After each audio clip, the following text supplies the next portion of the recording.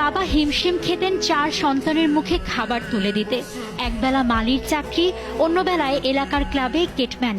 এত সবের মধ্যেও রোনালদোকে ফুটবলার বানাতে ছিল আপ্রাণ প্রয়াস। সেই বাবা আজকে রোনালদোকে দেখে যেতে পারেননি। দ্য গ্রেটের চোখের পানির এটাই কারণ। এটা 1985 মাদেইরাতে রোনালদো যখন মায়ের গর্ভে, ডাক্তার বলেছিলেন বাচ্চাটা রাখা মায়ের আর সন্তানের দুজনের জন্যই ক্ষতির কারণ হতে পারে। তবে মায়ের মন মানেনি কোনোভাবেই।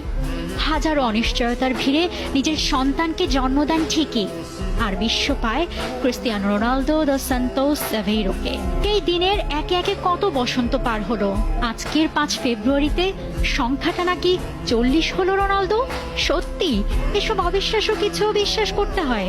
আমরা তো আজও সেই তরুণ রোনালদোকেই দেখি, যে গোল করে, গোল করায়, নিত্য নতুন সেলিব্রেশন করে দেখায়। আচ্ছা, সংখ্যাটাই স্রেফ বাড়ছে না, বয়স কিন্তু আপনার বাড়ছে না রোনালদো। ওই বয়স নামক বস্তুটা আপনাকে ছুতেই পারে না। তাই তো ওসব 40-40 কেউ গোনে না। আপনার 1000 গোলের স্বপ্নে দিবারাত্রি বিভোর ভক্তরা।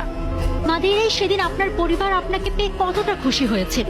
পরিবারের সবচেয়ে ছোট্ট মেহমান হিসেবে তারা পেয়েছিল আপনাকে। ঘরে তো আরো সন্তান ছিল, আপনি কি আলাদা ছিলেন তাদের থেকে? ছিলেন, আপনি তো আলাদাই। সেটা সেদিন কেউ না বুঝলেও আজ গোটা দুনিয়া জানে।